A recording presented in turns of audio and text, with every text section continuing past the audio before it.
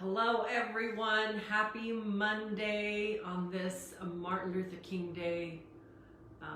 Hope you had a great weekend with your loved ones, and coming to you live here from Austin, Texas. We are on week 2 of our Reset Challenge.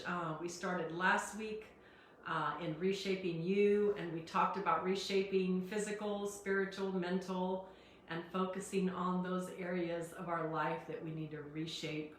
We are doing this for the next 6 remaining weeks.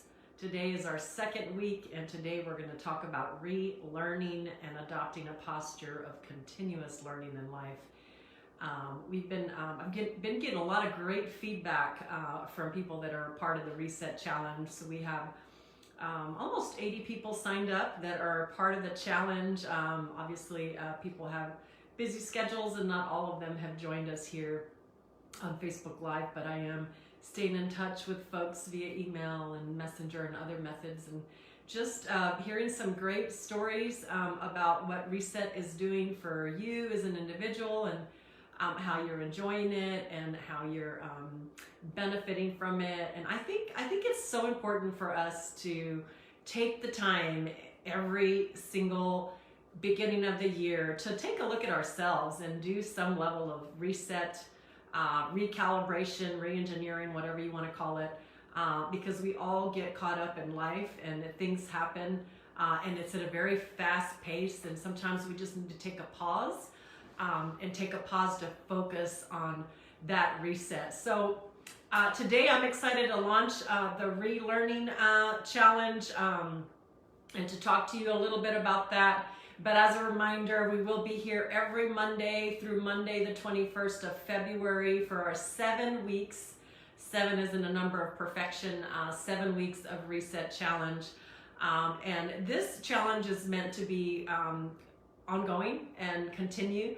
And hopefully the 15 minutes of discipline that we have together will continue on throughout the entire year in 2022. And you'll find, as I have, that every morning that you sit down, every Monday morning that you sit down to reset, you'll find there'll be new things that you can incorporate that make you a better you.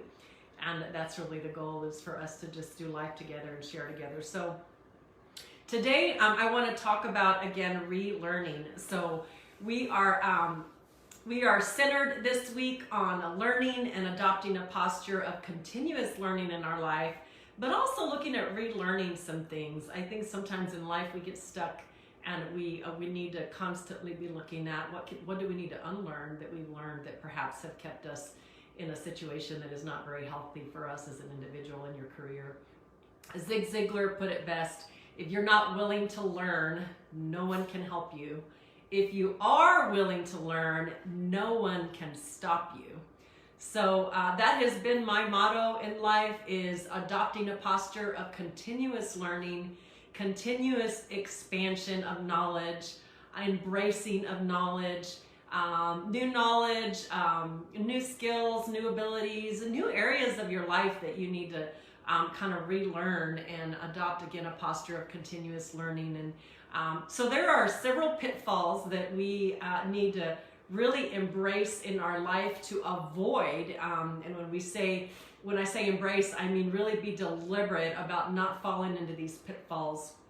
And sometimes, I'm guilty for also, adopting some of these pitfalls, and I have to really stop myself and remember that I have to be deliberate about avoiding them. Number one pitfall to avoid in this area of learning is having a mindset that says, hey, I've achieved success, and so I've arrived in terms of my growth and my knowledge. I kind of know what I know. I'm an expert in my area, and I've achieved success. And so that's a pitfall. It's a pitfall for us, because we have to remember that we never arrive.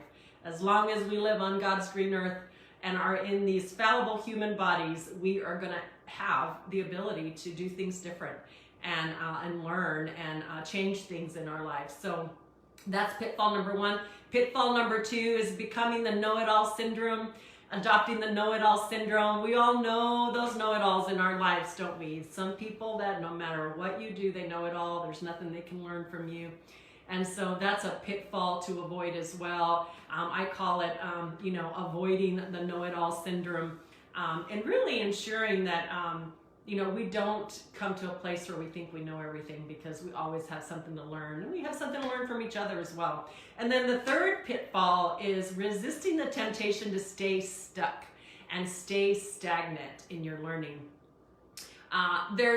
It's a comfortable place, isn't it, to be stagnant and to be stuck.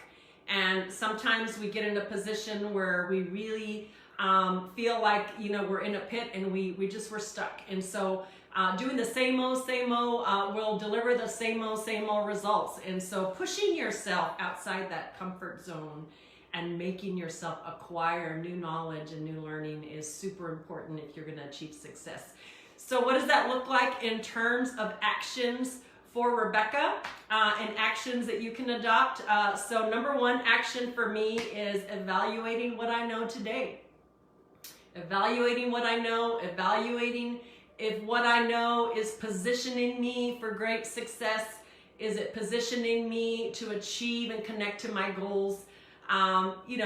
One example of that evaluation process for me is I take a look at where I am in my expertise and evaluating, are there different things I need to know in order to be better positioned as a consultant, or better positioned in my personal life and my personal journey.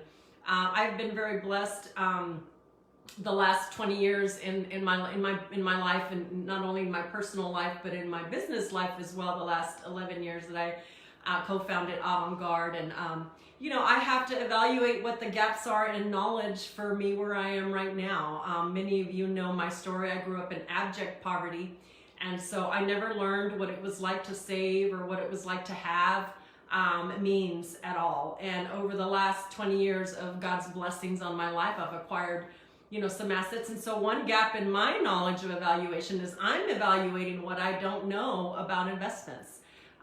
There's not a lot that I do know about investments, and certainly we can have experts around us to bridge that gap in knowledge, but it's really important for us to embrace that knowledge for ourselves. And so understanding that it's great to have investors when you're making decisions, and advisors, but it's important for me to understand that knowledge in terms of investing my assets. And so I'm undertaking that in 2022. I know a little bit to be dangerous, but I've decided that is a knowledge gap for me in 2022. I'm going to embrace and learn all I can about making my assets work for me and investments. And that's going to require a stretching for me, because a lot of the things related to, for instance, how the stock market works and what type of investments are out there in terms of diversifying portfolios. I don't know a lot of that information, but I've hired a great investor advisor who's gonna help me. And so I'm gonna personally take the bull by the horns and learn more about investments and what smart investments to make and which investments I need to stay away from. So again, evaluating what you know. Action 2 is some of us need to evaluate what we need to unlearn, what we need to get rid of.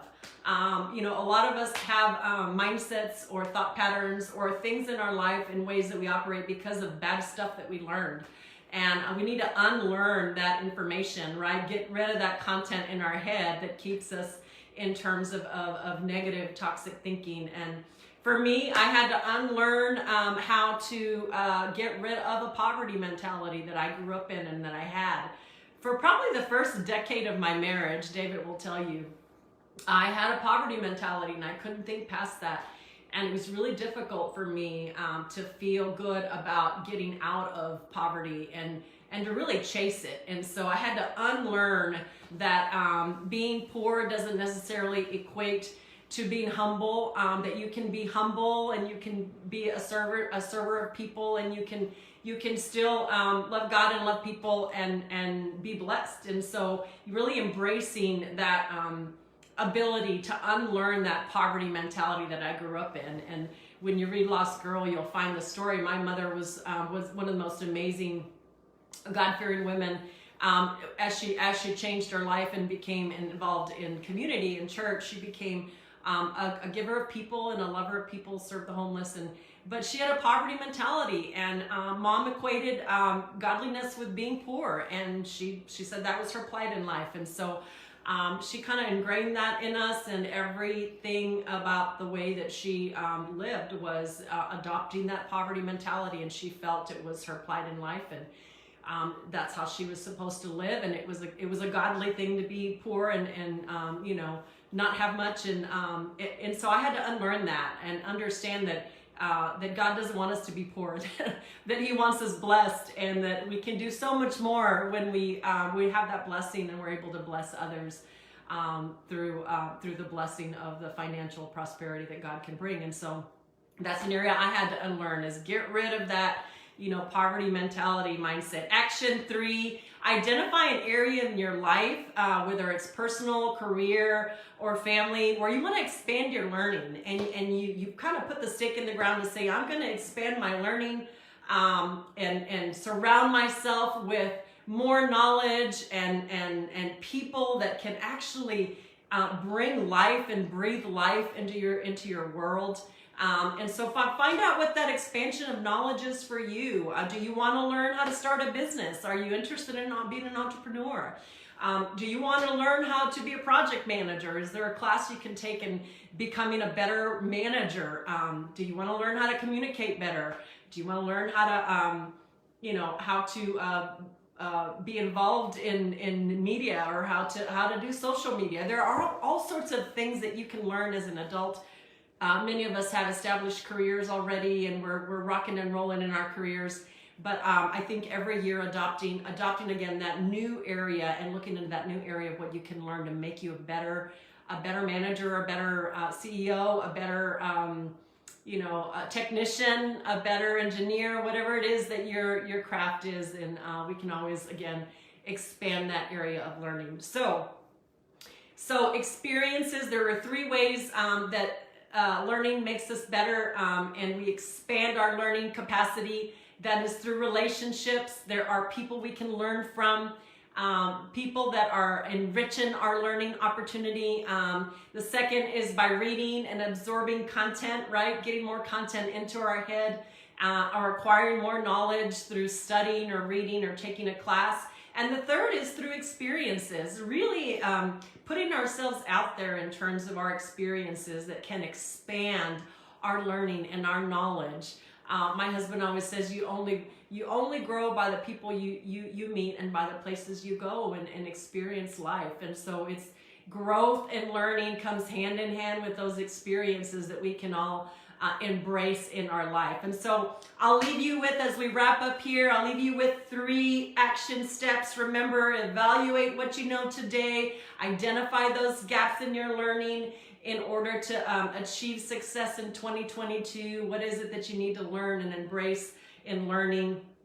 Embrace unlearning stuff. Action 2, embrace unlearning some things that may have kept you in the situation you're in, or may keep us limited in our potential. We want to unlearn those things that keep us limited. And the third is identifying, again, that area where you can expand your learning and your experiences through absorbing content and training, through relationships, through experiences. So we are here at week 2, talking about relearning and expanding our knowledge and adopting a posture of continuous learning. Hopefully you've enjoyed today's Facebook Live. If you have, share it out. And anyway, stay in touch with me. We have 6 weeks to go. We'll be here again next Monday, January 21st, I believe is the date. So next week's challenge is going to be on re-engineering you for a better you in 2022. We'll be talking about re-engineering ourselves and what we have in terms of our posture for that. So happy Martin Luther King Day. If you joined me later, I was wishing everybody a happy Martin Luther King Day. What an amazing, amazing leader he was, and so much that we can learn from the great Dr. Martin Luther King Jr. And enjoy your loved ones and celebrate your loved ones today. God bless, and we'll see you again next week, Monday, January 21st, same time, same place. Take care.